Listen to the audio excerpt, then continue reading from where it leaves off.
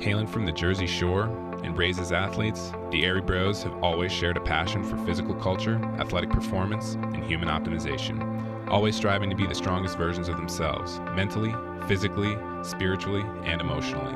Along the way, they've met some pretty amazing humans and have had some pretty epic adventures. The intention of Airey Bros Radio is to showcase these amazing people and the impact that they've had on them, and to share tips, tricks, and hacks so that you can win each day, every day. You're listening to Airey Bros Radio. Be there or be square, because it's all killer, no filler. This is Coach Todd from Furthur Training and Racing in Philadelphia, and you are listening to Airey Bros Radio. The iceberg analogy, you see somebody who's really good, and all you see is that they're really good, right? So you see that part of the iceberg it's out over the water. Well, what you don't see is the majority of the iceberg, which is under the water, which is the years and years and years of training that got them to a place where they were strong enough to do these great things. But I also think when we start to get inconsistent, it's easier to continue to be inconsistent. I think that's an issue for everybody. Okay, like you're gonna have to walk a lot. Like, you know what I mean? You have to figure out a way, like if you're insistent on doing this thing that you are not appropriately prepared for, then I guess we have to figure out a way for you to.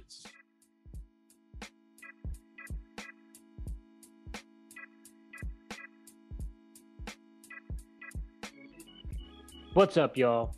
This is Airey Bros Radio, and this is episode 89 with Todd Lippin from Furthur Training and Racing. You ready, Prince?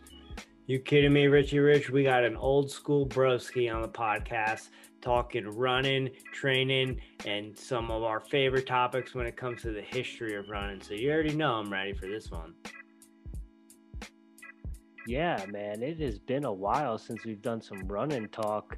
We might have to go all the way back to, I think, Mike Wardian for the last time we did some running talk. But you know me, or maybe you don't, but I'm a running geek through and through. Born and raised as a geek, a nerd.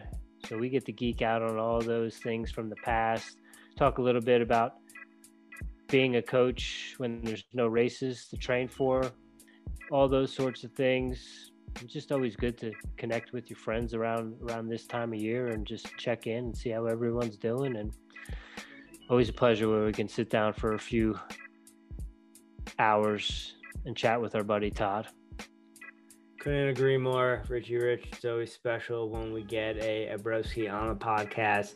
And like you said, we get to talk the running geek stuff. We're both raised running geeks, so love the coaching philosophies from you and Todd and bouncing ideas off each other. I think if you're a running fan or a runner or a coach, you're going to enjoy this one, and you might even pick up a thing or two for your toolkit. So if you like this podcast, hit up Todd Furthur Coaching and Training. He's in Philly. He will get you for all your long distance running needs. Hit him up, show him some love, tell him you heard him on Airey Bros Radio. And as always, if you like this podcast, rate, review, subscribe, tell a friend. Sit back, relax, and enjoy this episode of Airey Bros Radio. Yo, and when you're done, go to the show notes, click on the links, give our sponsors some love, tell them the Airey Bros sent you. And hey, if you like this content and you want to contribute, you want to support us, click on those Venmo links in there. Send us some ducats. Send us some shekels. All right? We do this, we put this out for free, but we work hard. And if you appreciate it and you're getting a benefit, a value for value, yo, click those links. Venmo. All right, y'all. Happy New Year. Let's have here's to a great 2021. Much love. Namaste from the boys of 1512. You're listening to Airey Bros Radio. Be there or be square, because it's all killer, no filler. So, Mr. Lippin, let's start off. The last time we had you on, I believe you were episode number 4. Correct me if I'm wrong, or if you remember.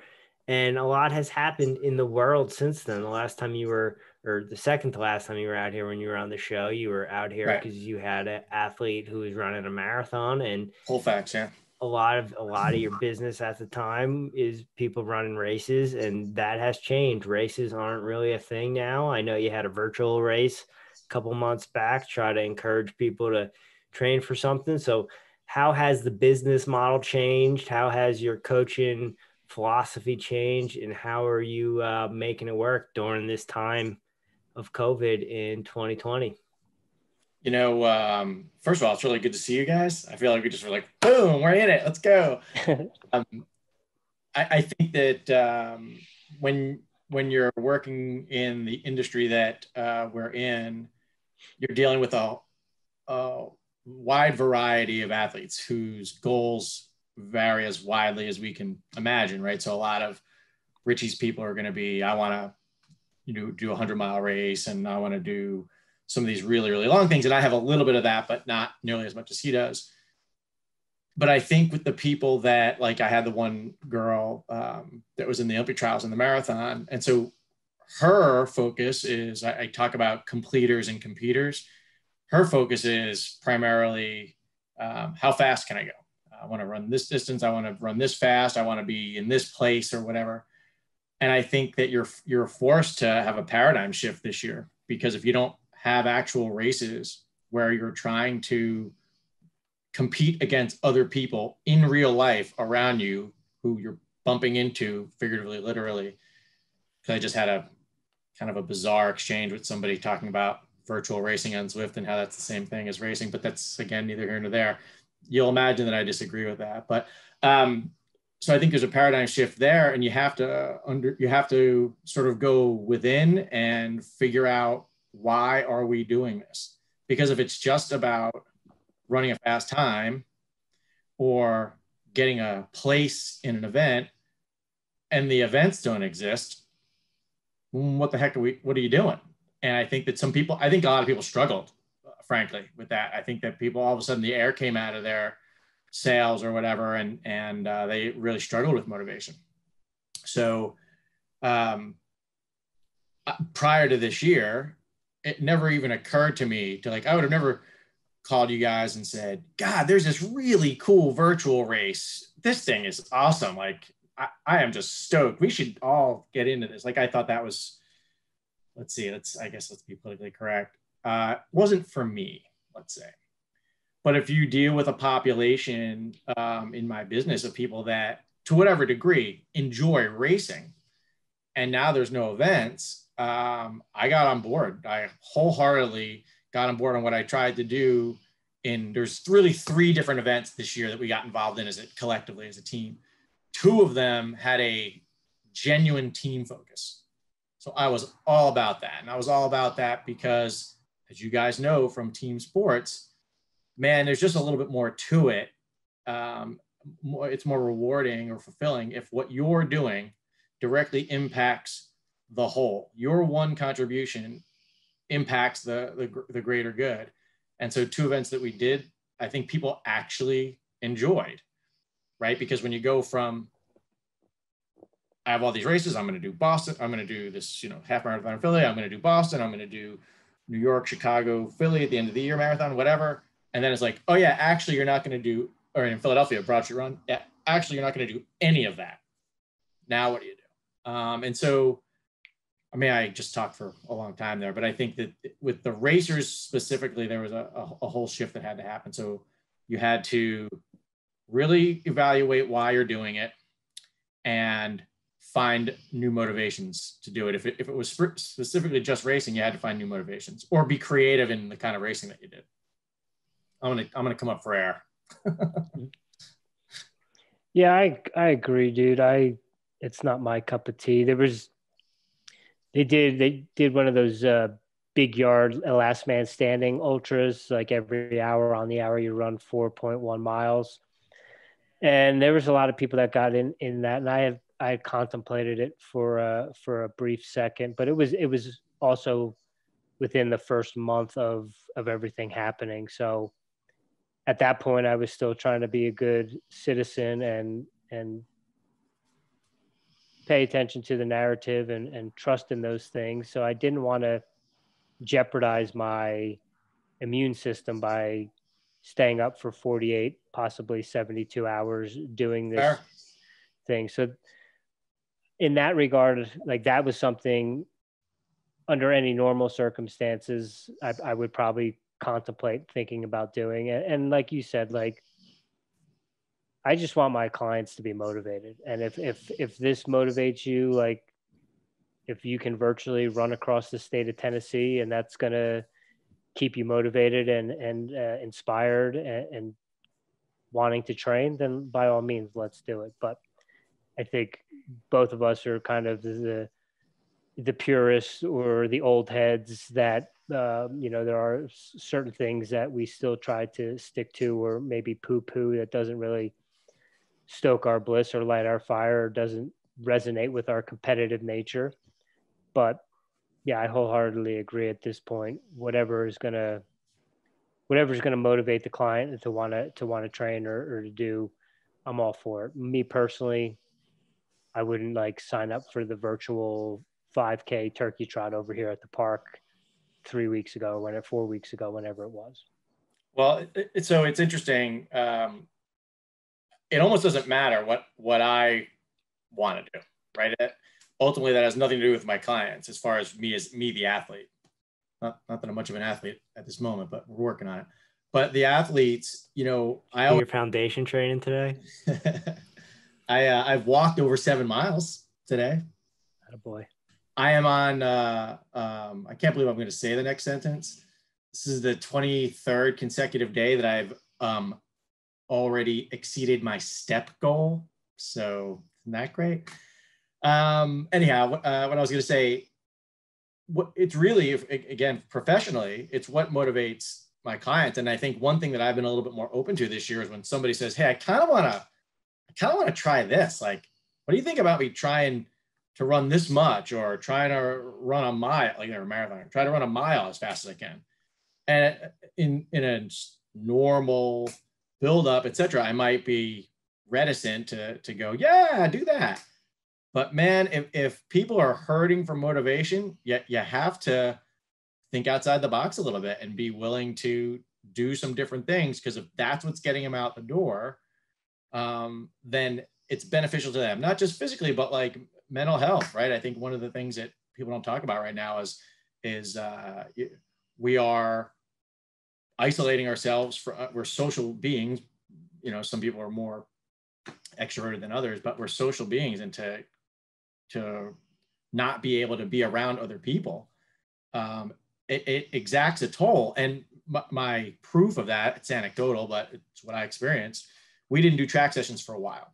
I think you guys know I do typically, Furthur does team track sessions end of February, beginning of March through November, through the Philadelphia Marathon's the third weekend in November. It's the Saturday before Thanksgiving. So we go up until the marathon. That makes sense with weather. It makes sense with how long you've been on the gas, etc. So we didn't meet for, very, very early March before everything shut down, and nothing the rest of March, nothing April. I'd have to look. I should have jotted this down, but maybe June. And I sent an email out and I said, hey, just curious, not advocating yay or nay. If anybody would be willing to get together to go to the track, we can take whatever precautions people are comfortable with. I will go. And I got, like, in the first 90 minutes, like 15 people were like, I would go.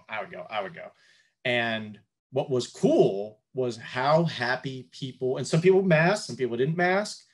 So mask, keep distance, whatever. I mean, we're obviously trying to do that. We go in groups. I think you guys know this. We have slow to fast groups. So there's people, you assess your own risk. I don't want to get down that rabbit hole, but, and the people were so happy to be around each other. Like, all of them multiple times. God, it's just good to see people. God, it's just good to see people. And the alarm went off in my head. It was like, man, people are struggling with a lack of human contact. So the virtual things, the one that we did earlier in the year, I guess that was April or May.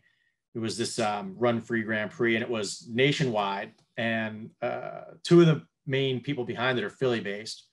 The one girl just her and her boyfriend, he works for Tracksmith. She just dipped under 2:30 the other day for the first time at that marathon project race.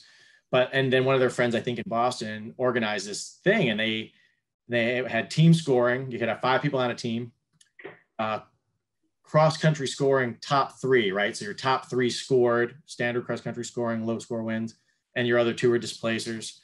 And I think there was 80-ish teams, and we entered like an A women's team and an A men's team and a B women's team and a B men's team, if you want to describe it that way. And our women were 8th overall, and our men were, I think, 7th overall. And then they had like an awards thing at the end, obviously a virtual, like this awards thing. And one of the awards was the Henry Rono Award. And the Henry Rono Award was for the athlete that, if anybody, ran PBs for all the distance. So it was a 10K, 2 weeks later, a mile, 2 weeks later, a 5K, 2 weeks later, a half marathon. And this kid who's very good, and we started working together, like, I don't know, 6 months before that. And he was on a roll. Like, if there was, I'm sure there's a bunch of people who were bummed about races, but he was ready to just rip it up this year. And he ran PBs in all 4 distances. And so he won the Henry Rono Award. So at that Zoom call, that was kind of cool. But anyhow, so what was cool about that was that we had people that were doing it as part of a team, and they knew that, they pushed a little bit harder because it was going to help our team result. So that, I think you guys know, that's a big part of sort of my background and high school team success and college team success, and just enjoying that experience. So whenever I can do that with our gang, I try to push that as much as possible. Do you think that the change of pace and the shift to the virtual running, and maybe people not even racing so much, just staying fit, do you think that has made you a better coach because you have to kind of change your philosophy on things? Well, I think that I think it caused me to try to be more creative and more open-minded. I think I was kind of making reference to that earlier. Like, what do you think about me trying this? Sure. Hey, I'm thinking about getting a bike. Yes. Runner. And we have a great sponsorship with Keswick Cycle in Philly. And, just things that are a little bit different. Hey, it's, the weather I'm down in Florida with my mom, but the weather got crappy up in Philly this past week, and people are like, this bad weather's come. What do you think about me getting a bike trainer? Yes. Fluid trainer, great price. You don't need to go crazy on a smart trainer. I don't know if it made me a better coach. It made me approach things maybe a little bit differently, for sure. If that makes sense. Do you have any, maybe not innovations, but things that in the pivot that you're kind of stoked on, other than like the racing and the team stuff? Is there any other things that you might have done with some or all of your athletes that you kind of gave yourself a pat on the back for?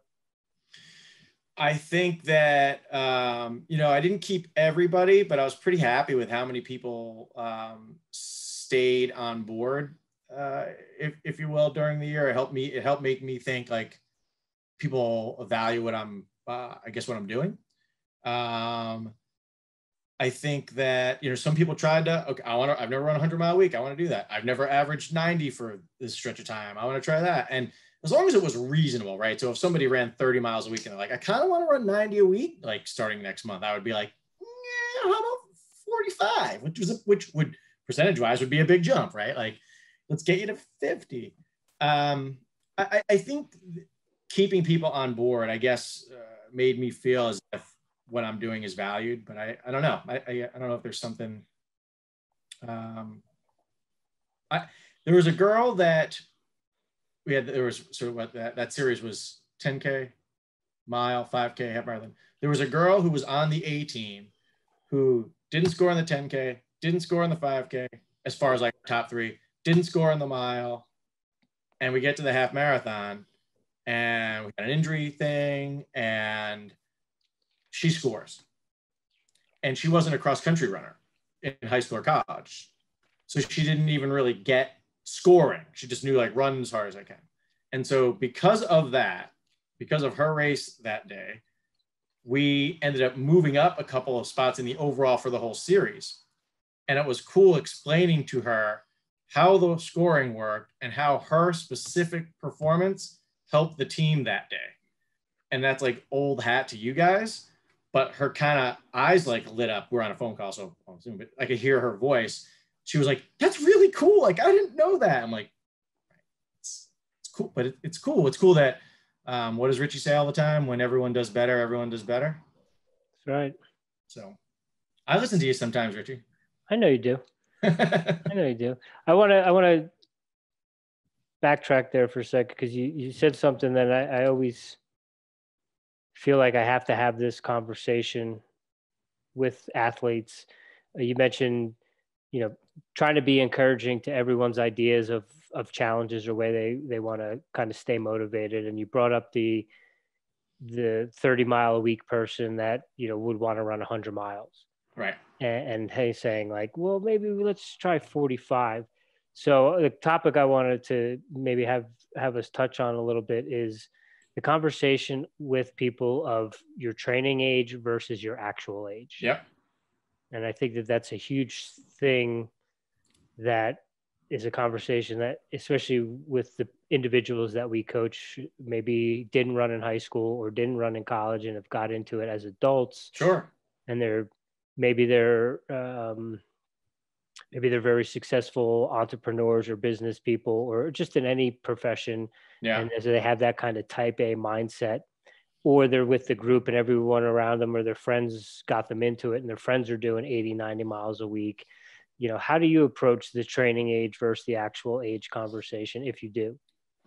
So it's funny. We touched on this a little bit, I think, last time I was there, but I always enjoy, with both times we've done this, as you're asking questions, like what I'm thinking, who comes to mind or whatever.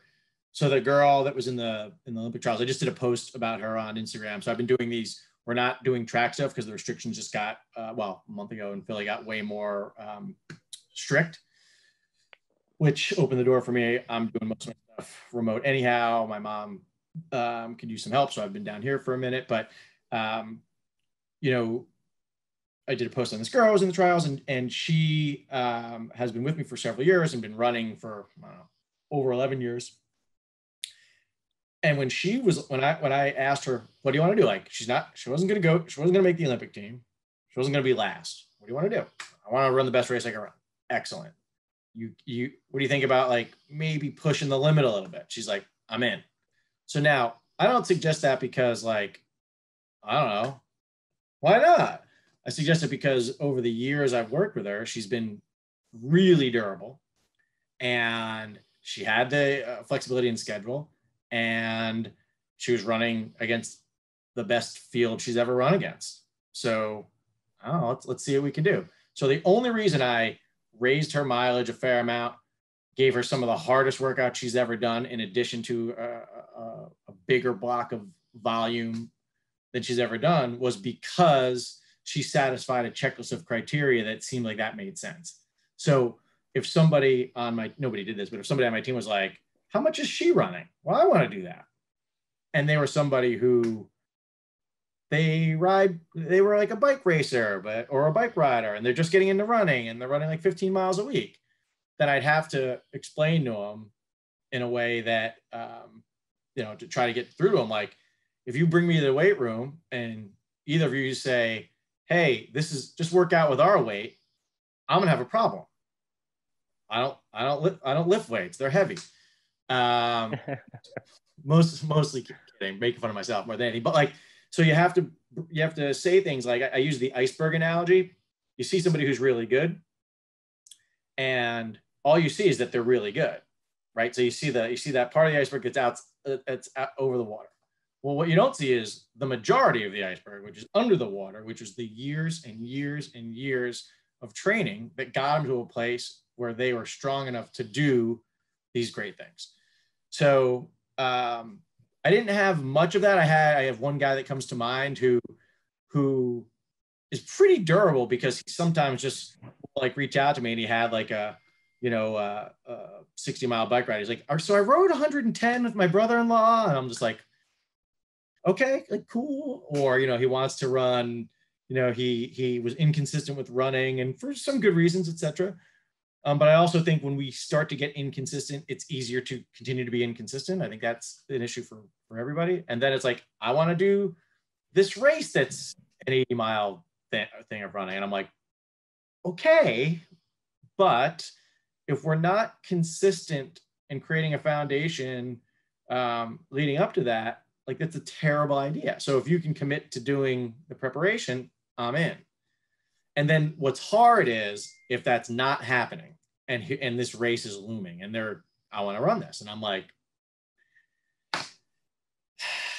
okay, like you're going to have to walk a lot. Like, you know what I mean? You have to figure out a way. Like if you're insistent on doing this thing that you are not appropriately prepared for, then I guess we have to figure out a way for you to survive it, if that makes sense.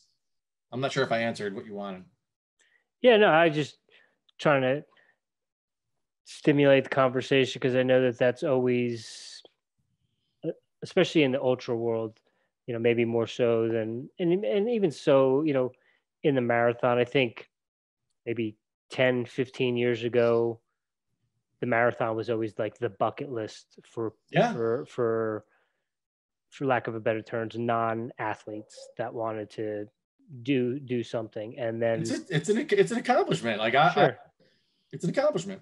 And so after Born to Run came out, I think that's kind of what spiked the interest for a lot of people for a lot of different things. But you get a lot of people that want to run 100 miles now. And, I think I always want to encourage people to chase their goals and do those things. And I have a story in my back pocket of a guy who had never run any race in his life. And within 6 months, 7 months, got him across the finish line in Leadville in under 30 hours. So I always say, well, if this dude can do it, and obviously had some athletic ability. I don't know what his athletic background was, but was obviously very, very motivated. Yeah. He got it done. And that was the first time anyone really with no experience came to me to do 100, and we got him across the line. So then that's like, well, if we can do it with Clark, we can do it with anyone. And that. So what's your takeaway as a coach? What do you learn in that situation? Because that was new for you, right? To have somebody that did no running and then had to do something pretty significant. I mean,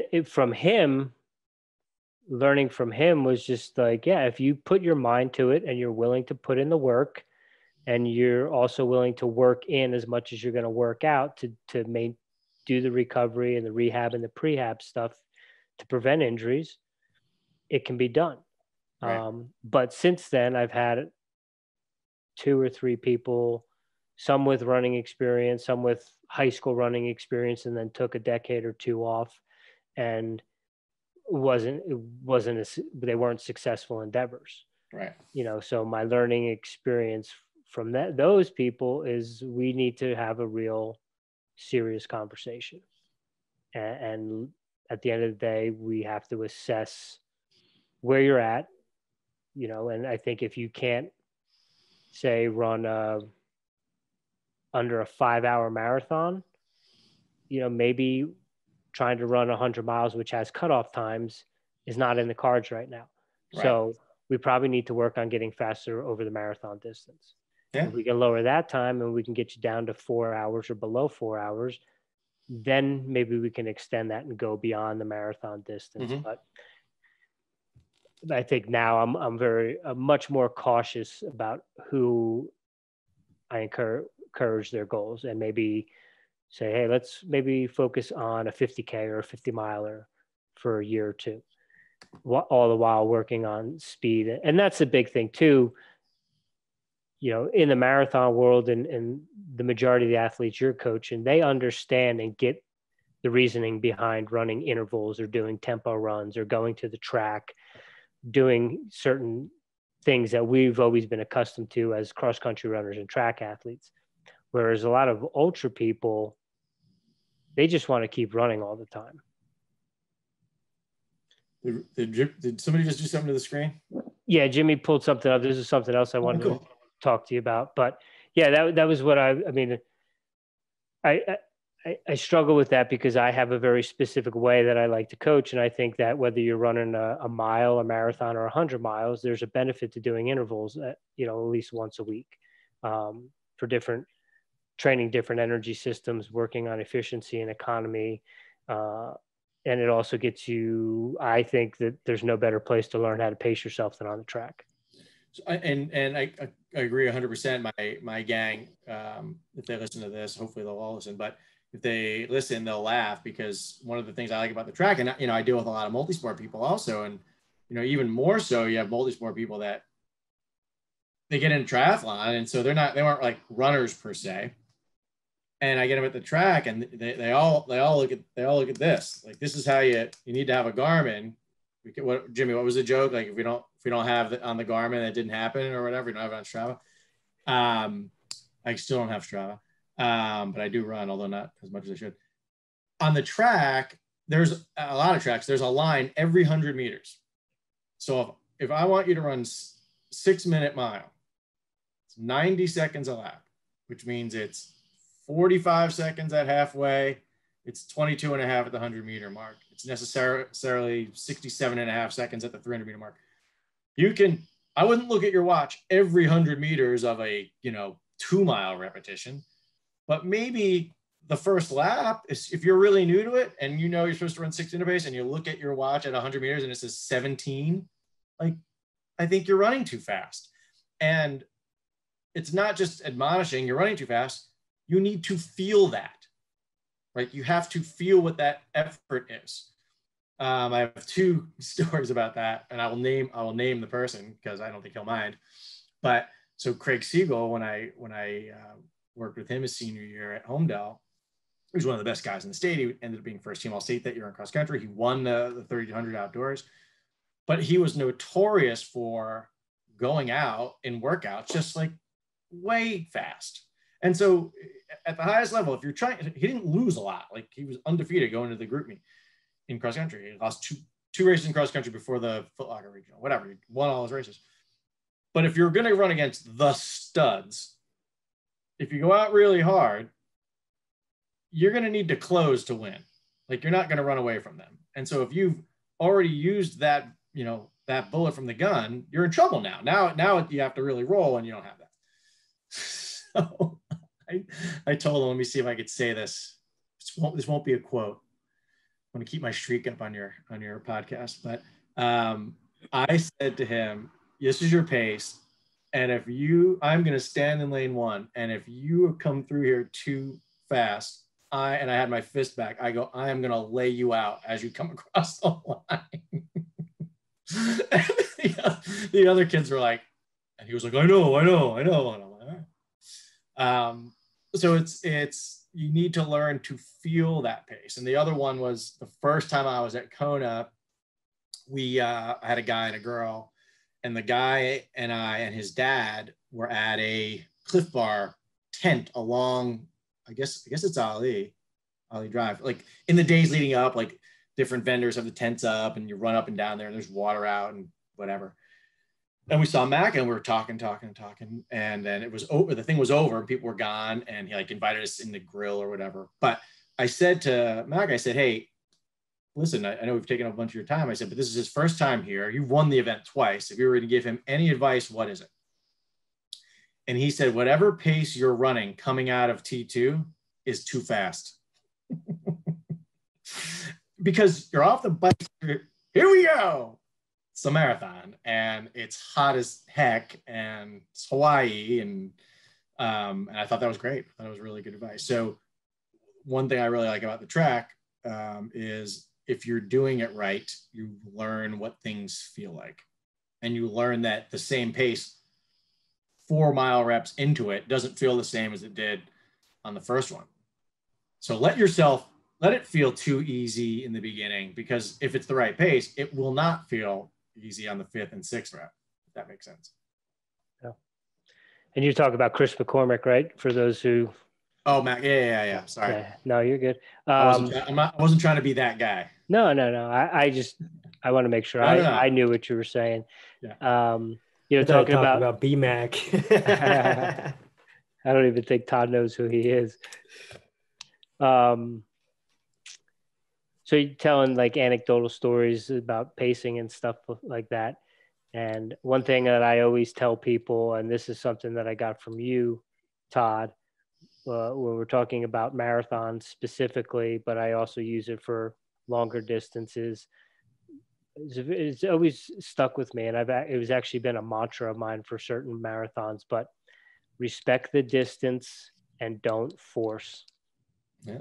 Respect the distance, I believe it or not, I got from my mom, who probably got it from Bill Rogers, but because my mom ran Boston years ago, but got to give credit where credit's due. But don't force is probably a little Heath and me is, yeah, should never be forcing. Never be forcing. But I appreciate that. That makes me feel good. Yeah, no, absolutely. I listen to you too, bro. Appreciate it. Jimmy, you want to pull that thing up again, please? So this was something I wanted to talk with you about as well. I like the guy with the Central Michigan kid on the front of that. I didn't even notice that, to be honest. First thing I saw. I hadn't even noticed that. Chippewas. Yeah. I mean, I went to Eastern, but a little shout out to the Chips. I wonder if they're still the Chippewas. I don't think so. They might have gone Chips. We'd have to look that up, but yeah, we'll do that next. Yeah. Well, I wanted to bring this up because I want to get your thoughts on it. Maybe we could have a discussion because I don't want to assume anything, but I think we might maybe have a different opinion on this. But this was something I was going to post on the Black Sheep Instagram. What are your thoughts on that?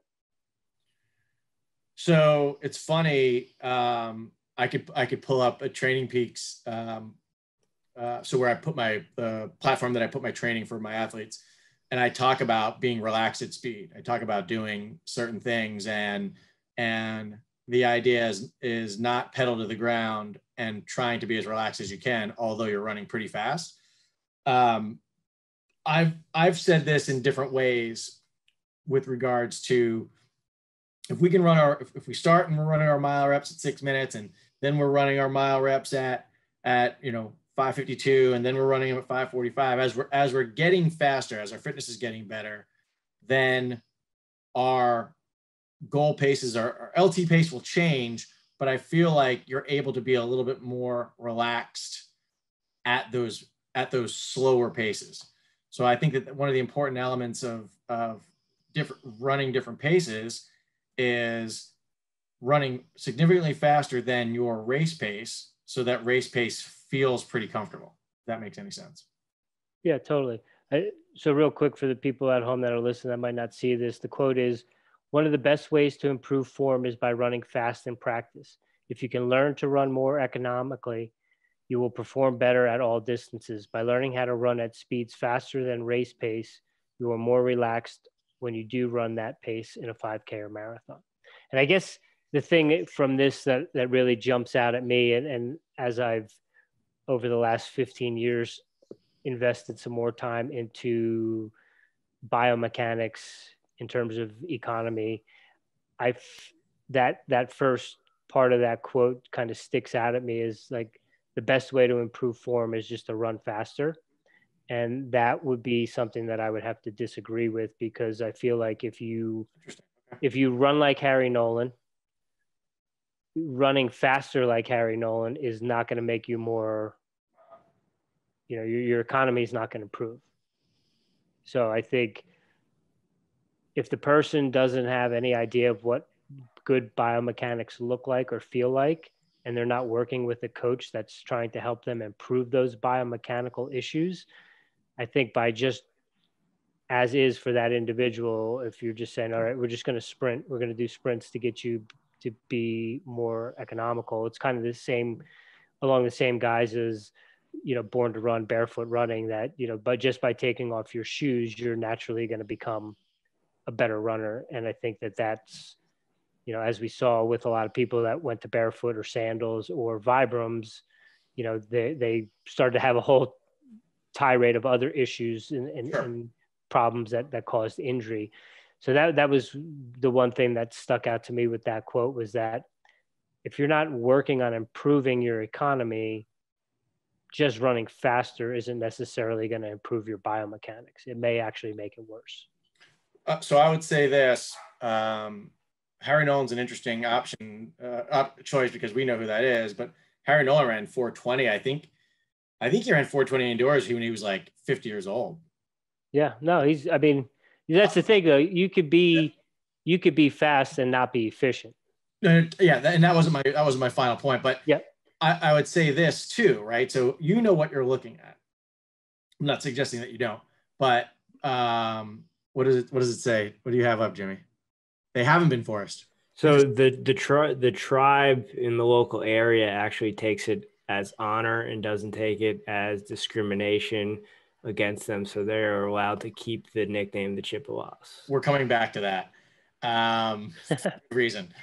Anyhow, so Harry Nolan, I always thought hip down didn't look bad, but hip up looked horrific. Like it's like all over here. But I didn't know that he was terrible hip down. Do they interact? Of course they interact. Does that increase stress on different parts of his body? Of course it does. But I think that you can become more efficient in your inefficiency by running fast, which isn't as good as being more efficient and being able to run even faster, if that makes any sense. Yeah, totally.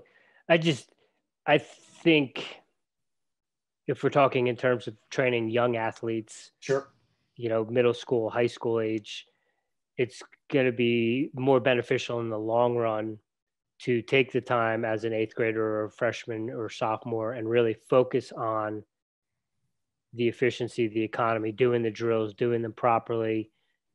And I think in slowing down, that actually allows you to improve your aerobic capacity. Yeah. And that goes back to what you were saying about the iceberg. You know what I mean? We only see this small little peak, but right. that huge chunk of ice underneath is the years upon years upon years of aerobic training. Yeah. And I think if you're slowing down a little bit, that's also going to, we could, focusing on cadence training too is something that's going to help people be a little bit more efficiently, because I think, and we've all heard it. We probably even both said it, open your stride, but it's more about stride frequency than stride length when we're talking about efficiency. Hard to run faster if you're hanging in the air. Yeah. We did. I mean, that was an issue with Bill Hoffman years ago, one of the guys at CBA who then I coached after he ran to St. Joe's, and after college, I coached him in the marathon. And he was very, they call him hoppy. He had like hoppy on one of his jackets. Like he was just, and then when we were putting in a lot of miles, it was really funny. I did something right out of Daniels where he ran like a 4-mile LT into an hour into 3 by a mile. And we were at Rumson Fairhaven's track. And he came back in the gate to do the 3 by mile, and he was not hopping. I was like, we finished the workout. I was like, dude, you look like a marathoner. And it was just a lot of miles, and just like over time, he was just putting in a lot of volume, and he was more efficient running like that. But it was interesting to watch that progression. It wasn't something we necessarily worked on. And honestly, he was like the first good guy, good human. Well, he is a good human, but good at the running person that I worked with. And so I was like, oh, interesting. His form is obviously, he's probably tired, but also he's not as oscillating as he was previously.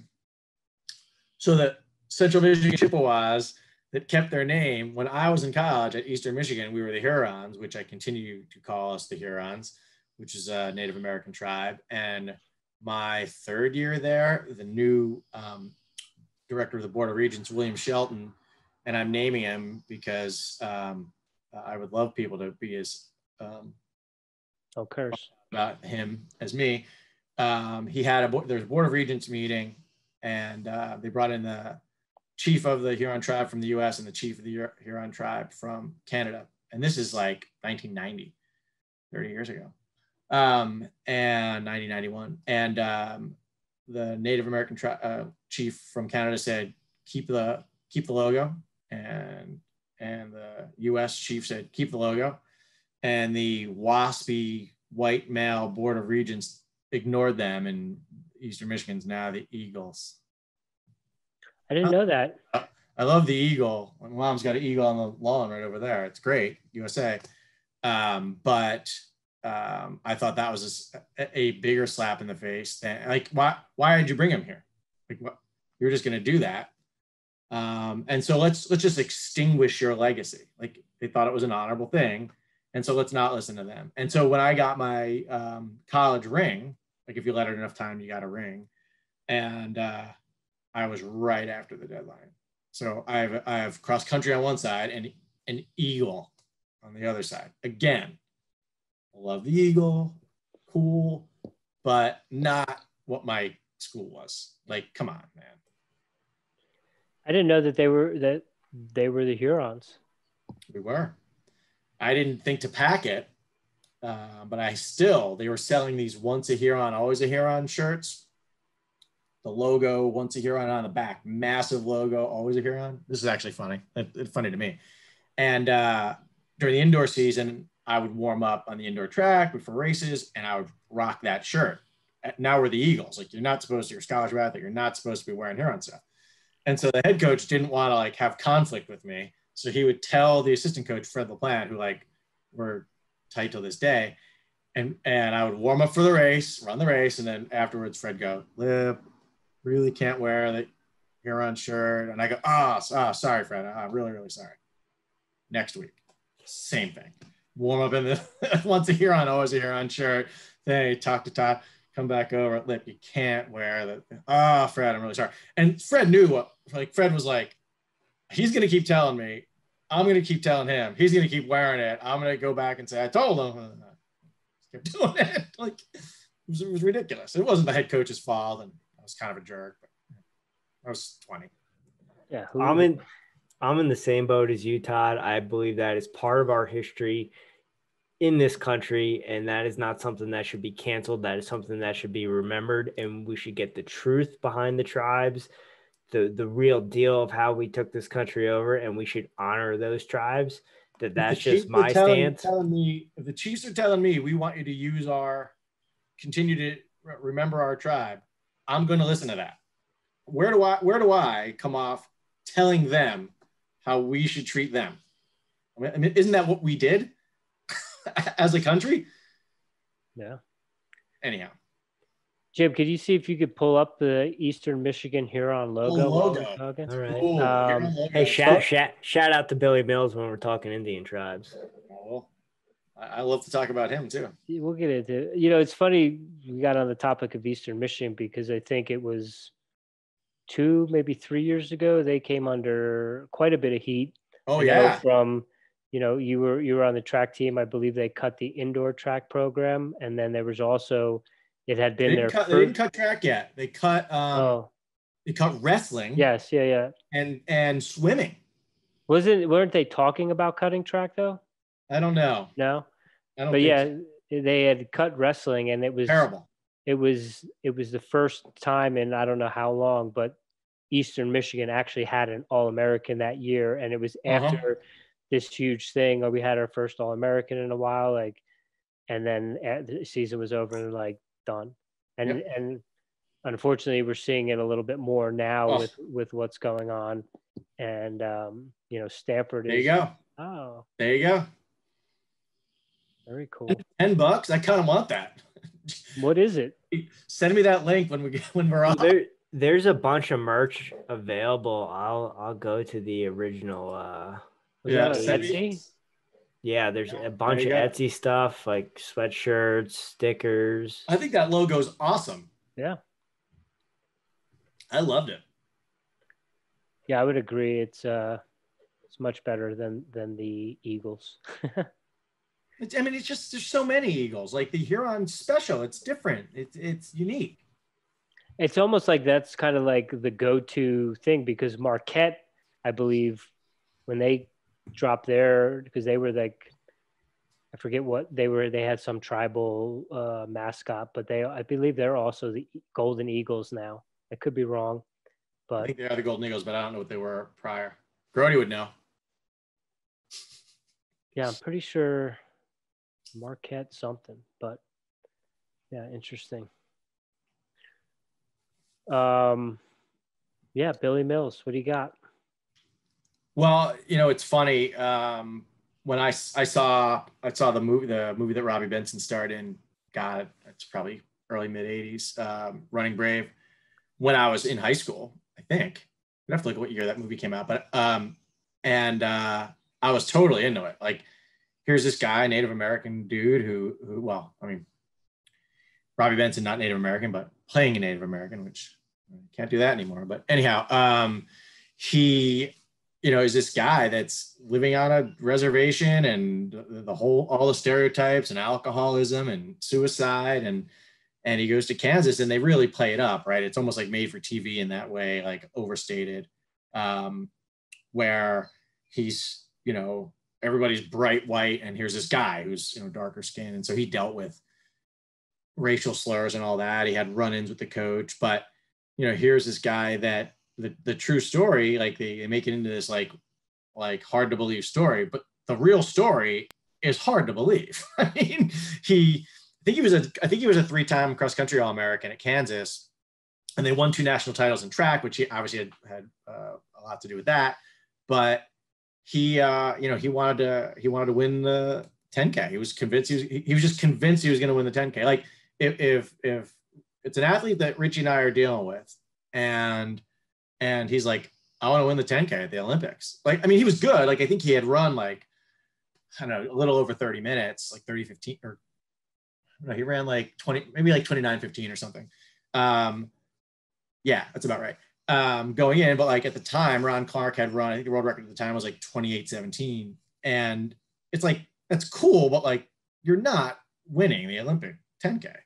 And he gets himself in a position, and it was just like Vision Questy, like just, he obviously had more in him. But it was miraculous in comparison to anything he'd ever done. And it comes down to the sprint finish, and he literally runs like 25 point on the end. Like, he gets shoved and he's back, and there's, lapped runners in the way. And it's actually pretty well portrayed in the movie. It's a little bit like, like cartoonish. It's a little bit, but not bad if you look at the actual footage, which is black and white, and he just comes from way back, and Ron Clark has no idea who he was. And he runs the Olympic record. I think he ran like 28:24, and he ran like a 50-second PB, like to win the 10K. And that was 1964 in Tokyo, and no American has won the 10K since. Galen Rupp was second, but no Americans won it since. Like, it's kind of incredible. So I met him. I had a chance to meet him in 94. I was at Lehigh as the grad assistant. 93, we hosted the D1 Nationals on our course, but 94, Moravian College used our course and hosted the D3 Nationals there. Met Jack Daniels that day, which is it's how I got his hand-typed copy of the Oxygen Power Tables before the book was out, which I've had since 94, which is all tattered, still have it. And Billy Mills was the keynote speaker they do a dinner the night before. In 93 at D1 Nationals, Salazar was the keynote speaker. In 94, Billy Mills was the keynote speaker. And so I was like, oh, like during dinner, I'll go over there, because I work the meet. And like I watched person after person after person interrupt a meeting. And I was like, no, I'm not doing that. Like, not okay, not cool. So he's also in the middle of the field the next day. Like, I don't know if he shot the gun or was next to the starter or whatever. And I'm like, I know what I'm going to do. And they shoot the gun, and everybody goes off. And Billy Mills is standing by himself in the middle of this field. And I'm like, now I'm going to go introduce myself to Billy Mills. And I said, Mr. Mills, Todd Lippin. And he shakes my hand. He goes, hi, Todd, how you doing? And I said, it's an honor to meet you. You're an inspiration. He said, thank you very much. Thank you so much. Anything. And I'm not a big autograph guy. I was 24 at the time, so more of an autograph guy. But if I had something, I would have had him sign it. Didn't have it. Fast forward to 1996, and I go to the Olympic trials to watch. Make this very clear. Watching, not very good. And there was an athlete hotel, and I was dating a woman at the time who was I think about to graduate college, and she was super into like oh, it's all the different athletes. And I was like, yeah, we'll park it at the, like, near the hotel or in the lobby, and they're going to see him walking through. And she was like getting all the autographs, whatever. And I see Billy Mills walk through the lobby. And now I do have pen and paper like for her. And I'm like, yeah, this one I'm going to get. And I, walked up to him, Mr. Mills, Todd Lippin. He's like, oh, it's nice to meet you. I'm like, we actually met. Yeah, not that you would remember, but I would love to be honored if you gave me your autograph. And he wrote Billy Mills, 64, 10K. Like, I think he wrote OC, like Olympic champ. And I was like, yeah, that'll work. You still have it? I think so. There was some stuff that got in one of the moves that got lost, including all of my running logs from high school and college. Let's not talk about that, because that might get me weepy. That was not awesome, but I think I still have it. Anyhow. It's funny you started off by talking about the movie with Robbie Benson, because I can remember when we got our first VCR. I watched it on VHS 100%. We went to Brew Video, which was the local, before Blockbuster and West Coast Video, it was a local mom and pop video store. And we got one movie, and then we got Running Brave was the second movie we got. And that was my first time watching it, first of many times. This was even before Jimmy was even born. And the other fun fact about that I read somewhere, how the announcer just goes ballistic. Oh, what's his name? He got fired for that. He got fired. Yeah. Because it was too dramatic. Yeah, it's a cool read. It was because he goes, look at Mills. And like the live call, like you could YouTube it. I mean, you don't need to do it, but like the listeners should do it. Just Billy Mills, 1964 Olympic 10K, it'll come up. But he, like, they do it in the movie, but the live call is like he loses it. He's like, oh, look at it, because it's unbelievable. Yeah. But yeah, it's 1964. They're like, oh, you can't be excited like that. I mean, could you imagine that now? Like, they love when people are like, yeah, they're like, oh, back then, oh no, very proper. You should say, yay, he won. Like. And you mentioned Ron Clark being the world record holder at the time, and everyone thought that he was just going to run away with it. But Mills wasn't even the best guy in America. Mills wasn't even the best American. There was a high school kid, who was pretty good. Who was pretty good. Unfortunately, I think he had an ankle sprain or something. Yeah, he was hurt at the time and was hurt. He ran, but he was not himself. Yeah, he was not a factor. And there's a whole interesting, that's Jerry Lindgren in itself is an episode with how eccentric that gentleman was. But yeah, no, that was, I think you probably correct me if I'm wrong, but I don't think before or after Billy Mills there's ever been an American that's won the 10K. I don't know about before. Like, there could have been one like in the 1920s or something. Yeah. We'd have to check that. 100% not after, because it was a big deal when Galen Rupp was second. That second, yeah. We don't even medal on the men's side in the 10. I don't think Pat Porter ever medaled. No, he didn't, because Lynn Jennings medaled on the women's side in, I think, 92, and it was like the first time a male or a woman had done it in forever. I think she was bronze in 92. I think that's right. Did she place at the World Championships in like 97 too? Didn't she win? Win? Did she win? She might have. I can't remember. I think it was 97, right? Is Jimmy doing fact checking? I don't know. Can you hear us, Jim? She went to Princeton, but only ran there temporarily. She was like, I'm just doing, I'm not down with this. I'm doing my own thing. That's right. She was bronze in 92 in the 10. I'm right on that. She won the gold in 90. Oh, she won 3 World Cross Championships. Yep. 90 in France, 91 in Belgium, and 92 in Boston. Boston, yeah. So, yeah, she did win 3 times. Shame on me not getting that right. I thought she did, like, on the track, though, she won the World Championships. I might be thinking of 92 when she got 3rd. Yeah, I think it was I don't want to say, like, oh, it was like winning, but I think it was a big deal for her to medal there. even though she was a stud in cross. They don't always Right. transfer. Yeah. That's interesting too, how some people just excel in cross country and maybe aren't a factor necessarily on the track. They're good, but Right. they don't. You gotta close. You gotta be, unless you can run away from everybody, you gotta close. You have to close. Yeah. I mean, how many races are won because of what happens over the last minute, right? All of them for the most part. So like Gabriel Selassie was somebody, what made him so well. There's a lot of, we could argue, go down a deep dive of what made him so good, but he was the world record holder. So it's like, what are you going to do? Run a faster pace than the world record to drop him? He's the fastest guy, or could run 25 point at the end. So what do you do to him? Like, what's the answer? I don't know. Mostly he won. Mostly he did a lot of winning. That's a good, you're speaking of Gabriel Selassie, and I know we've talked about this before, talking about range. Yeah. Pretty good range. I mean, I think he was like a 334, 35, 1500 meter runner, and then obviously he won world indoors in the 15. Okay.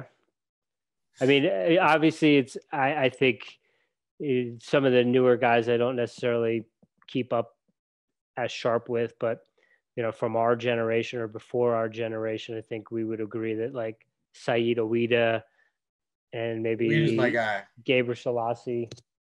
Ouida's my guy on an all-time scale because of the main thing being, so he won the Olympic gold in 84, he ran like 13:05, which was the Olympic record at the time. And like with 80 meters to go, like he runs with this guy from Antonio Lateo and had it, and then Ernesto Canario had it, and then Lateo had it from Portugal, trying to like make it fast to get away from him, and then he let it rip on the last lap.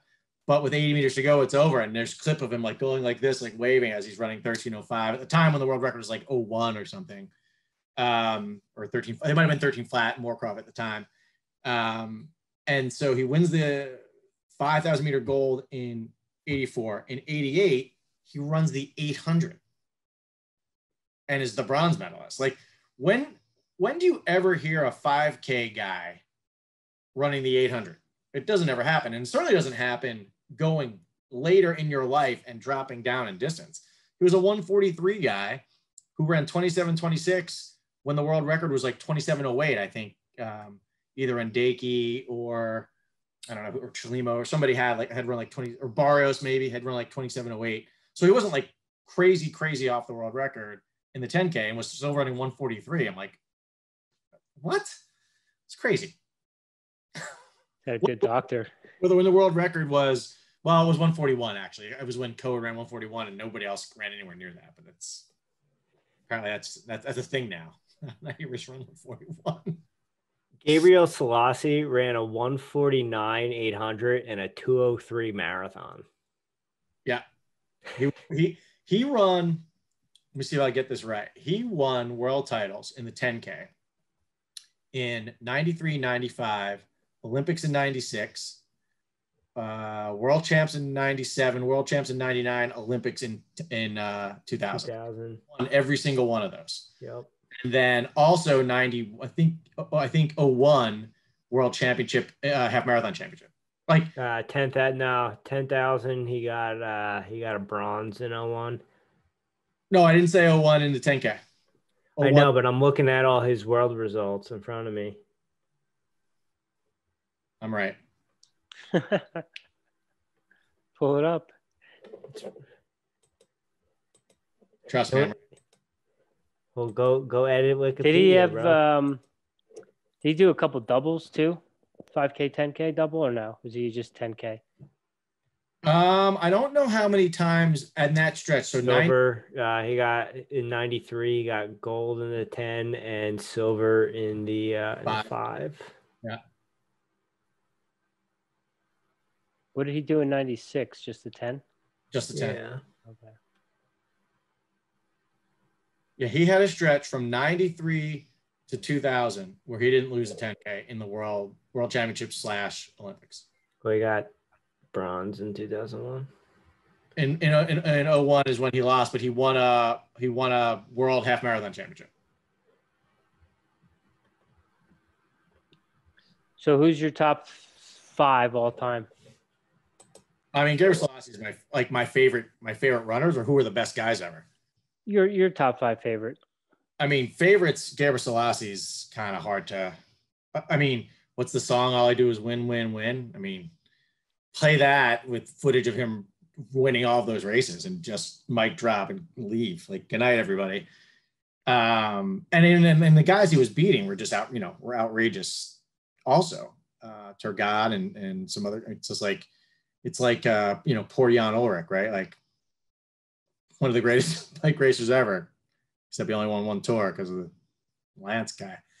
I mean, Gebre Selassie for me, I think, and I named a couple of these people the last time I was there, but Joan Benoit, I think because of the historical significance. And she also ran 221 when like nobody had really done. I mean, when she ran, when she won the Olympic Games and she ran like a 23-mile solo time trial, dropped everybody at 3 miles. I think she ran 224.52, which wasn't far off the world record. I think it was only like 25 or 26 seconds off Ingrid Christensen's record. And she eventually ran 221 at a time where that wasn't really a thing that was happening. Ingrid Christensen also ran 221, but like pretty darn fast. But the first women's marathon and the way she did it was just so bold. I love that. Bill Rogers was somebody I really liked growing up too. He won 4 Bostons and 4 New Yorks, and he was like aw shucks, pasty face, just man. Like you wouldn't know who he is if you saw him on the subway. You'd be like, that guy needs a sandwich. And then and I've met him and he was super humble. Steve Jones was another guy that was like, but he's pretty feisty, although he was another just like Welsh, and like where he lived, it was like kind of crummy and the weather was kind of crummy and just a hard, and I think he ran like 207.13 or something at Chicago. And I think he won Chicago twice. London, he didn't win Boston. Might have been second at Boston. Chicago twice, London once, and New York once, I think. But if he didn't have the world record, he was close to it. Who else is in that for me? I think I mentioned Desiree the last time. I just think she's cool. Like I would love to just have a few drinks with her and just BS about running and bourbon. And I don't know, when she called out the interviewer who was like, "Oh, are you gonna have bourbon or whiskey?" And she's like, bourbon is whiskey, Larry. Like that whole thing was cool. Like I like her. She seems like a cool broad. Pete Fitzinger is another one I really like because, and I said this last time, I think because of the dichotomy of how successful he was as a runner and then what he did to educate himself from a coaching perspective and a science perspective. So I thought that was pretty cool. But I'll tell you somebody that I really liked that didn't have a really long career, and I think I've made this joke to you guys before. I really was into the whole Adam Goucher thing, like when he was at CU and running with the Buffaloes, and then right out of school, the field contract, because so I was out in Eugene in '99 to watch U.S. championships, and Bob Kennedy had been the guy, first American to run under 58, first American to break 13 minutes, and Goucher was like, they had run this race out on Long Island. Can't think of where it was. Randall's Island? It might have been. Grody would know the answers. There's me, Grody, McVeigh, and we went out to watch, and he ran a mile. No, he ran a 3K, and Kennedy beat him, and a couple of Kenyans beat both of them. I don't know what they ran, but they both ran fast, but Kennedy beat him. Because I was like, Goucher's going to beat Kennedy. And Kennedy had been the guy, unbeatable domestically for 6 years. After that, a few weeks after that, Goucher ran a mile. And he ran like 354 or 350, like something really fast, like faster than he's ever run. And Mark Whitmore's coaching him. And I said to Grody, I'm like, he's going to beat Kennedy. Like they are Mark Whitmore has him training for a 5K. And if he's blasting his mile PB and he's doing 5K specific training, he's going to beat him. And they go to Eugene and with a K to go, they're together. And then with the K to go, Goucher just said, it's my turn. And it was fun for me because that year leading up to that, it was all about Kennedy, Todd Williams, Mark Krogan. They were the guys. and all Olympians. Shout out to Todd Williams. Yeah, for sure. And I like Mark Krogan. I saw Mark Krogan run like a 3K at IU indoors in college at college nationals, wearing his cross country spikes that still had dirt on them. And I was like, I like you. Like you are not fancy. But anyhow, so Goucher pulls away from Kennedy and beats him. And it was like, for me, in my like really into it time, watching the changing of the guard. It was like, okay, the new young guys are going to start, and they still went back at it. Kennedy beat him back, I think, in the trials in 2000, and they had some good battles. But I thought that was really cool, and that was a time, and I don't mean any offense at all. I'll preface with that, nobody knew who Kara Gargis Wheeler was. They knew who Adam Goucher was, and she was not Kara. At that point, she might have been Kara Goucher, but like nobody knew who she was yet, and now everybody knows, like, if there's newer runners, they know who Kara is, and they have no idea who Adam Goucher is. And I think there was a few years ago, he was wearing a T-shirt, Adam was, it said Kara Goucher or something like that, yeah. which I thought was pretty funny. But it was interesting because he was such a big deal, you know, and unfortunately his career got cut short by injury. But then obviously, Kara had a heck of a run, man. I mean, silver medal in the World Championships, unfortunately retro given to her because somebody tested positive, but you know, she was in two Olympic Games and several World Championships, and I mean, she's had a heck of a run. So I don't know if I'm missing many of my people, but that probably covers people I really liked. What about you, Richie? You brought up Todd Williams, and I would say I was more of a Todd Williams guy than I was a Bob Kennedy guy, because I liked him too because of the steeplechase, but I felt like I could relate more to Todd Williams because he was, not that Kennedy wasn't like a blue collar guy or a hard worker, but he was the guy that had the speed. And whereas Todd Williams was always, he'd always talk about his strength was his strength, and that his speed came from his strength, and that just always kind of resonated with me more. Williams. Being a gym rat and having the training manuals and stuff, I was always a Seb Coe guy. I liked what he did. I may not agree with all of his doings nowadays, but back in the day with his training and his weight training and the way that him and his dad worked together, that kind of, again, it was something that resonated with me.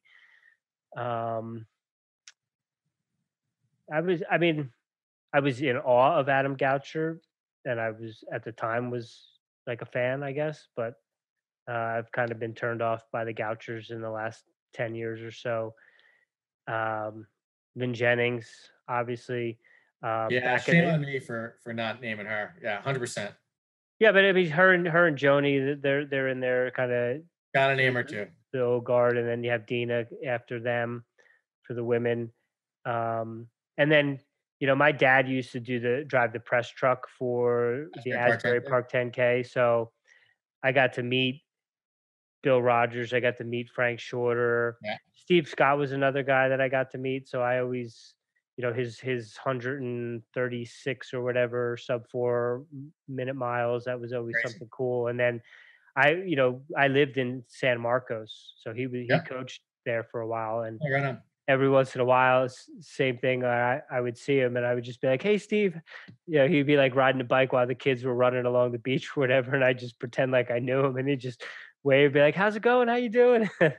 I love doing that shit with people where you just like act like you know them, and then put it on them like, "Who is this person? How do I know them?" And like, you don't know me at all, but I'm gonna pretend because I know you. I did. I gave the.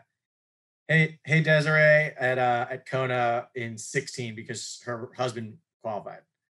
Okay. Yeah, he's on Everyman, or he was at the time on Everyman Jack, and they had, a bunch of all the study troopers or whatever. And she was going one way in Ali, and I was running with an athlete the other way. And I was like, "Hey Desiree," and I think I shot her out on Twitter, and she liked it. And I was like, "Woohoo!" It's the little things, It's the little things like when you tweet something about someone, whether it's Joe Rogan or Desi or another runner or MMA fighter, and then they acknowledge it and retweet it. You're like, walking on clouds for the rest of the day. You know? You know me, we're pals. It's like just makes your day. I will say I do like Desi for her, you know, what she stood for when Dathan came on to Hanson and her having That didn't get real public, right? I think a lot of us assume a lot, but I don't know what you know. But I mean, that was the assumption, right? That she was didn't want to be a part of that. Yeah. And I don't know her at all. We can all make the assumptions or whatever. But like, for example, like I know Mark Whitmore not super well. Like I've hung out with him at a couple of meets at nationals and sort of like look at my shoes and be like, hey, how's it going? And it's very, very, very nice or whatever. But we've emailed a little over the years. But you know, Ryan Grody is pretty close with him. And so when Kara left, she was getting coached by Mark and Heather after Colorado, and she left and went to Alberto. And then it was weird. It was like weird that she like just came back. And at the time, like she wasn't like saying anything. She just was not there anymore. And I said to Grody, what do you think's going on with that? And he just said, what do you think's going on with that? And I was like, okay.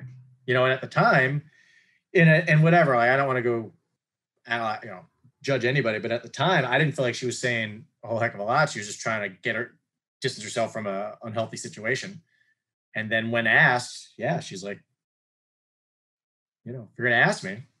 So I don't know. But yeah, there's other stuff, but like, I try to, you know, what's your thing? May I be happy? May you be happy? Be happy. May I be healthy? May you be healthy? May I live in peace? May you live in peace. Right. So, man, too much this.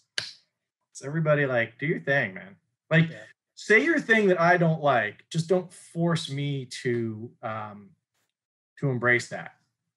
Like, okay. And I'm going to say something you don't like, but don't cancel me because I don't believe this thing, right? I don't know. Jim, you got anything else you want to go into rapid fire? I want to add my favorite runners. Yeah, I'm sorry. So you already know number one is Gabe Jennings, just because when I was a kid, the 2000 Olympics, my man was playing a didgeridoo and they showed him growing up in a shack and he's the hippy dippy dude. I got to go Alan Webb because he's a huge part of my childhood. He broke the record when I was in 8th grade, when I was still a super track head. You're talking about indoors or outdoors? Well, Richie was at the indoor meet, but I remember watching. That's why I asked the question. I remember watching the Prefontaine Classic at my Aunt Eunice's house when he did it outdoors, and that was huge for me. I thought that was the coolest thing. I got to go Jim Ryan too, just because the old man brought me up on runners when I was a kid, and I thought he was the coolest. And I know you guys are gonna think I'm a total mark for this, but Steve Prefontaine, man, he was the shit when I was growing up. And you know, they got 2 movies on him, just an inspiration. And I think it's one of those things that made a bigger deal about him because he passed away and we never got to see what happened with him. But those are some of the runners who, as a person, because I was thinking about this the other day, a lot of the track workouts and stuff I did as a kid never came to fruition on the track, but a lot of that stuff carried over into my wrestling and had a huge part of who I was as a wrestler and as a person. So I got to give those guys dabs. I mean, anybody that inspires, no apologies are needed. If somebody inspires you, they inspire you. And I think that Prefontaine was like a rock star. And, you know, it dates me, right? So I'm only looking at, I think he died in 73. Is that right? 75. Oh, 75. Sorry. Yeah. I knew it was like right before. So I was 5. I didn't know who that was. I didn't know running. I was playing hockey, but I did not know running at that point. But I think I would have been super into him if I was like in my era.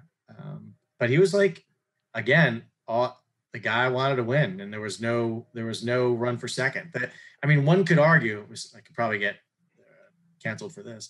I mean, one could argue he did not run an intelligent race at the Olympic final, and you know, he wasn't the best closer. And if you leave it late, I mean, Lassie Viren was like, "This is awesome. let's wait till the very end. Although he laid it down for a mile, but it was so slow for 2 miles. Honestly, and this was a conclusion I came to when I was, a younger man. I felt that he gave up. I felt he could have got third. I felt he didn't want third. And once he realized he couldn't win, he kind of just put the brakes on and slowed down. And another one I want to add to that list. And I don't even know if he was a favorite runner, but I liked him so much because the old man used to talk so much shit on him. Mario Corey. Essex Catholic. Yeah. Corey is pretty good. He was good at the running. To add on to that, I'd never heard of Steve Prefontaine at all until track my senior year in high school. It's funny. And then I came across that first Tim Jordan book. It was just called Pre. Yeah, Tim Jordan, right? Tom Jordan? Tom Jordan, maybe. And I don't know. I saw it in like one of those catalogs or something where I was looking for books, and I was like, "Who is this guy?" And then the old man told me about him. And I think it was right around like the 20th anniversary of his passing. 75 to, or was it 94? 75 to 95. So it was right around that time. And that's when I really got into it. But, you mentioned him not running a smart, intelligent race and leaving it to the last mile. And I think it was Ian Stewart was the English. Ian Stewart was the British guy. Guy. Moody. He nipped him. But I think it was on Fire in the Track where, he was talking about Prefontaine and Prefontaine being confident that I can run a sub 4 minute mile. And then Ian Stewart was like, well, that's great, but there's like 5 or 6 of us that can do that too. Same thing. Yeah.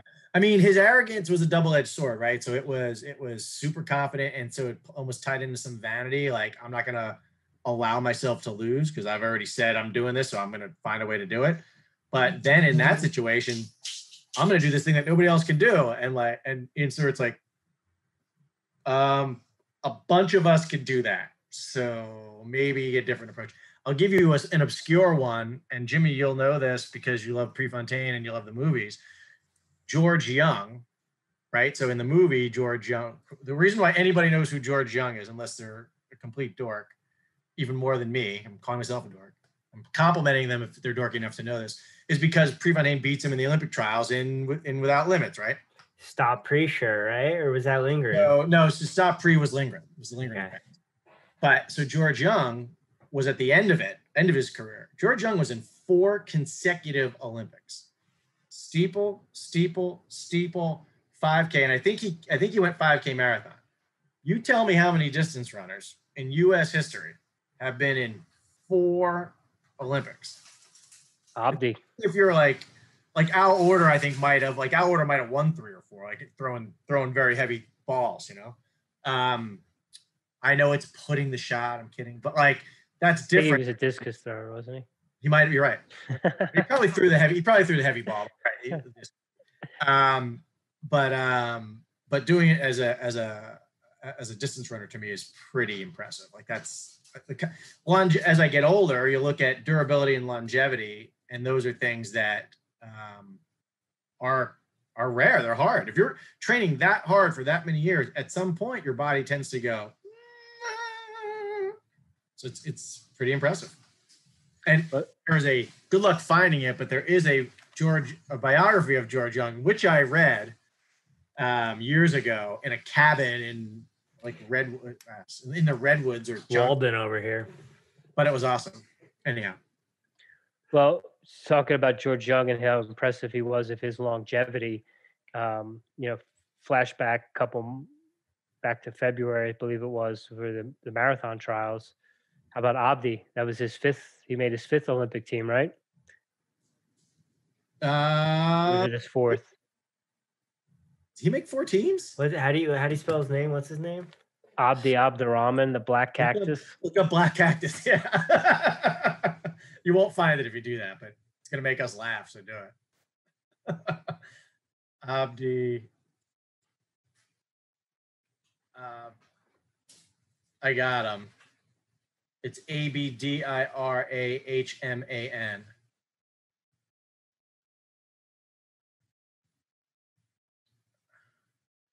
Why does it not list Olympic teams. Yeah, it says he's a 5-time Olympian competing for the United States in the 10,000 meters in the marathon. There you go. Yeah. It's more impressive than George Young because his were all marathon, right? Or did he make one in the 10? No, I think it was, you're talking about the Abdi? 10K in the 08 trials.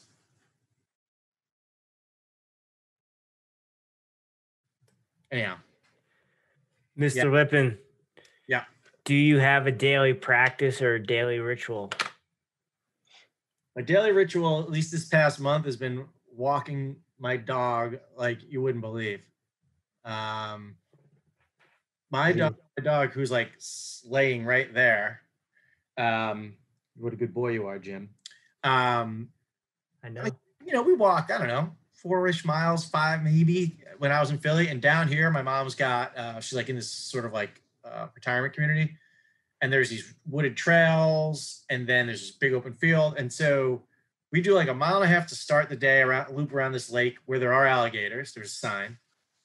Keep them on leash for that. But when we go in the woods, off leash, he'll go like 20 feet in front of me and stop and look back. And so I'm taking him on all these walks. And I mean, there's been days where he's walked 10 miles. There's days he's, I think he got almost 11 in one day. So we had a week of like, I'm the worst coach ever. I'm kidding, of my dog. But like where we were crushing, and like eventually we got out one morning and he did everything right away. And I was like, all right, let's go do our 1.5 mile walk. And he was like, nope. And we went right back to the house, and he was like passed out on the couch. He was like, I'm tired. Like, I don't know what's going on with all of the walking, but I'm tired. So my daily thing has been, I've been spending quality time with my dog. It's been pretty excellent, actually. That's awesome. Yeah, don't sleep on the benefits of walking. No. Dude. Aerobic base, dog. So it's funny, and I think Richie and I might have talked about this a little bit. Like Ryan Grody and I definitely have. Obviously, if I'm walking 10 miles a day between like running errands for my mom and like running errands, dog walks, whatever, and it's certainly, I think, helping me be more generally in better fitness. It's not running fitness. Like I can't walk 8 miles a day and go run a good 10K, but not saying that all the Garmin statistics are accurate, but they can probably be compared to themselves. And my resting heart rate in the last month has gone down, maybe not 10 beats, but close. And that's, to me, that's a sense of my body is in better physical condition.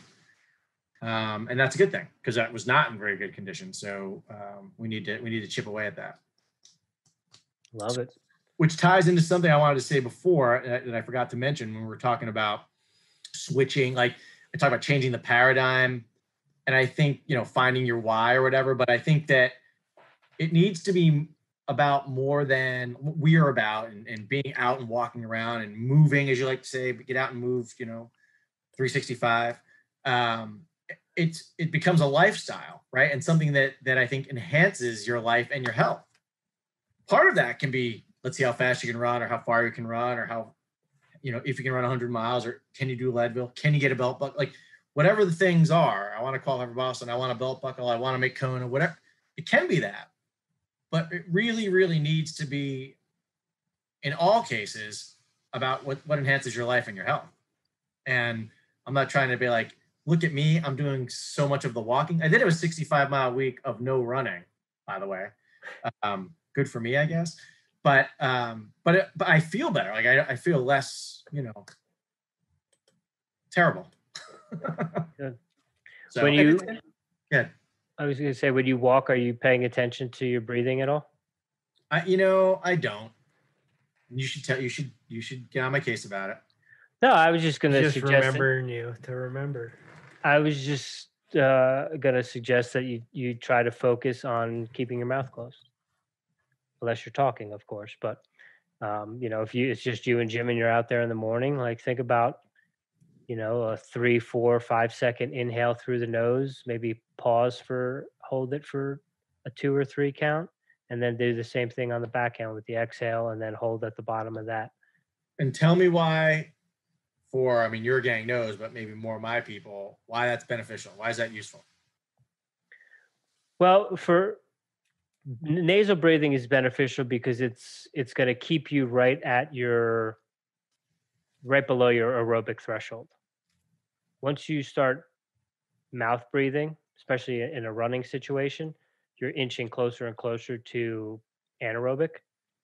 And then obviously, depending on the distance, if you go anaerobic too soon, the wheels come off and you shit the bed, and then you're miserable till the next time you can toe the line and redeem yourself. So I always, for people who, I always encourage people to try to detach from their gadgets, be it from their watch or having earphones that give them updates all the time. Like if you use Strava and you put it in a pocket and you just go for your run, it's the people that are like doing this all the time. Right. More than likely they're overexerting themselves, and then that's where you get into that gray area of you're never having a real recovery run, but then when you go to do your workouts, you're never recovered enough to really burn that match.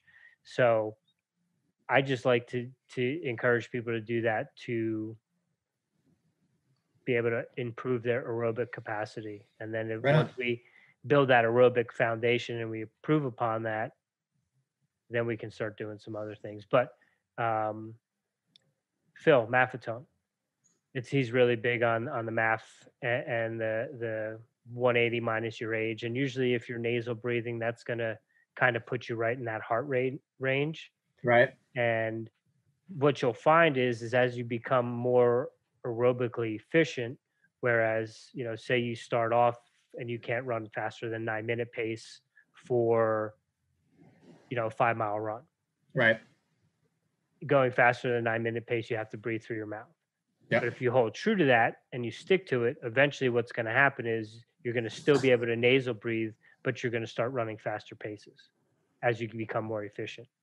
Yeah, I remember reading all the MAF stuff like years ago, like when he first published. Do you have his yellow book of endurance? Or I do not. No. You think that should be in the library? I don't have it. I like a lot of the things that he says, but I just never invested in it because he was always coming from more of a triathlon, a multisport. But he's another guy that is really big on using fat as fuel as opposed to, and that's the other thing with the nasal breathing is when you're in that 180 minus your age maximum aerobic function pace, you're going to be burning fat as opposed to dipping into your glycogen store. So it's going to you're going to teach your body how to fuel fat. And I don't know if I told you when we talked, but right before Thanksgiving when I ran that 50K, I only consumed 200 calories for the whole thing. The 50K that we counted in the That's right. I did tell you. Yeah. The Furthur Distance Project. Yeah. Or my little one race a month thing. I like it. You got to keep doing that, especially if 2021 doesn't get any better. Yeah, and I think that's the next thing is like, what do we do to start the year?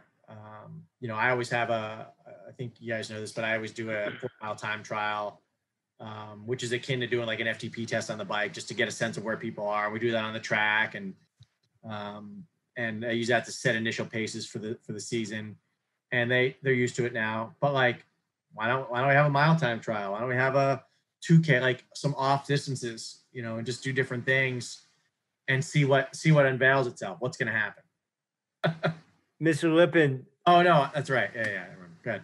Are you, and Richie, I'm sorry, I'm stealing your question. I'll let you take the next two. Are you a coffee drinker? I am. How do you drink it? How do you brew it? My mom has a nicer machine here, but I'm a straight up basic fill in the blank drip coffee in my Mr. Coffee at Home guy. Usually black. Fill in joke. Do you like get your soul? Do you have a particular bean that you like in Philadelphia? So I used to go to this place called Nook that was right on the corner from the bike shop I used to work at, but that's super inconvenient for me now. La Colombe's pretty good, but I'm cheap, so I try to get the best coffee that's on sale at Acme. I mean, I'm not. You guys are probably way fancier than me. No, it's no judgment. We just like to hear how people like to take their coffee. Every morning, black, 2 to 3 cups. Damn. What are you listening to now? Music, podcasts, audiobooks? Are you reading anything? Give myself away on what I'm listening to and what I'm reading. I am almost done with Tommy Smith's autobiography, which is pretty cool. The Sprinter? While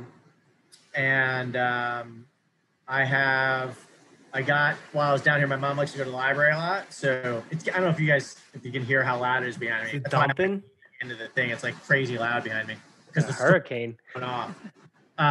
There's a Joe Frazier biography I picked up. I'm going to check that out while I'm here. I listen to Rogan a bit. I listen to Ben Shapiro on a pretty much daily basis, which that might lose me some audience. I don't know, but and you guys, music wise, when the new Seven Dust album came out, Jimmy and I were like going off about that, like texting each other and sending each other clips. There's a new Armin van Buuren EP I was due. Meh. Was only okay, but I don't know what else I've been listening to. I go like while I've been down here, a little Crosby, Stills and Nash, some Yes, America. I've been a little chill down here,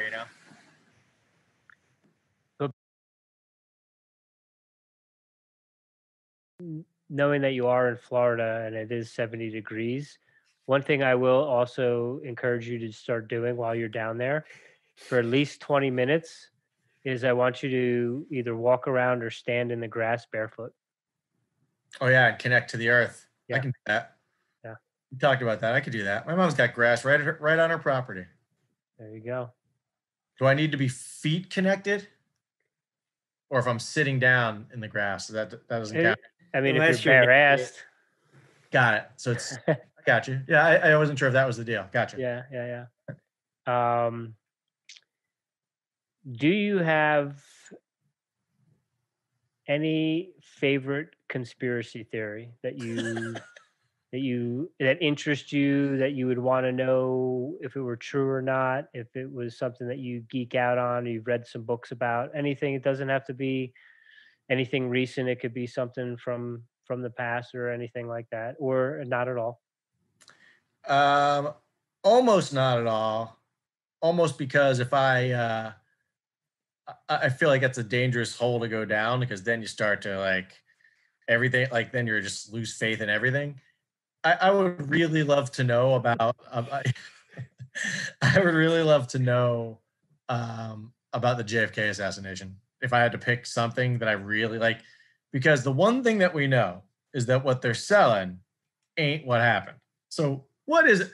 What is it that happened? I would be very curious. I mean, do we then lose faith in all of our, CIA, FBI? Like, do we lose faith in all that stuff? I mean, probably. Is that why we'll never know? So I don't know. That one, that's the one I know there's a bunch of other things, but I know you're into that. I just haven't. I'm just like, I know I'm doing this, like, but no, you're that is a good one. I mean, that there's so many different avenues and things that you can go into, and I think at this point in 2020, you'd be hard pressed to find someone that would be like, it was all Oswald. He acted alone. He wasn't a patsy. He had no connection to Jack Ruby. You'd be hard pressed to find people like that. But I will say, I don't know if you know this or not, but allegedly Woody Harrelson's dad was one of the 3 men that was on the grassy knoll. Really? Yeah, there's a whole podcast series on Spotify about it. It's called, I think it's called My Dad Was a Hitman, or Son of a Hitman. Holy crap. Yeah, his dad spent time in jail for murder and stuff, and wow. Claim that if you look up the 3 tramps, there's 3 guys that they found on the grassy knoll that were supposedly had some sort of connection to it. Right. Well, that's, that was the thing. Like, the shots came from the grassy knoll, and it's like, no, it's that guy over there. Yeah. What was it? It was a joke from a movie. In the book Suppository Officer. That's not what it's called. Well, that was what happened. It was they got away with that narrative until that Zapruder film came out years later, and it was like, wait a second, if it was coming from this way, why did his head go that way? That way. 100%. And it's gruesome too. Like, I mean, his head like explodes on his wife. Like it's just pretty terrible. I mean, it's no Quentin Tarantino, but still, since it's like a real thing and it was like actually the president of our country, like right. On national TV. So I think, and the Ruby killing him was on national TV. Yeah. You can find that footage too. Oh, they're leading him to the jail. Yeah. Hey, do you remember one last one, and then Jimmy, you got another one we can go. Do you remember Fred Dreyer? Fred Dreyer, he had a cop show with a lady partner, and he was a football player? No, I think it was Fred Dwyer. He was some sort of politician in Pennsylvania, and he shot himself in a press conference on live television when I was probably in elementary school at that time, so you might have been in middle school. Dear Lord, but, no. That was crazy. He like I remember Reagan getting shot on national TV. Yeah, I was looking at that one too. What's that? You know that the Hinckley. Yeah. Oh, he went to the same high school as Pat Porter, but they were also Pat Porter, the runner. Yep, in Evergreen, but they were also the Hinckleys were close friends with the Bushes. Huh. I wonder what he's implying, Jimmy. I don't have to wonder. I already know it all. You get to you're the fortunate one who gets to live it. Thanks for joining us on Christmas Eve, dog. I like to do holidays my own way, and sharing Christmas Eve with my other older brother. Oh, right on. Getting you on the podcast, round number 2. Greatly appreciate you. All right, boys. All right, brother. Have a good night. Merry Christmas. Merry Christmas. Bye. Later. You.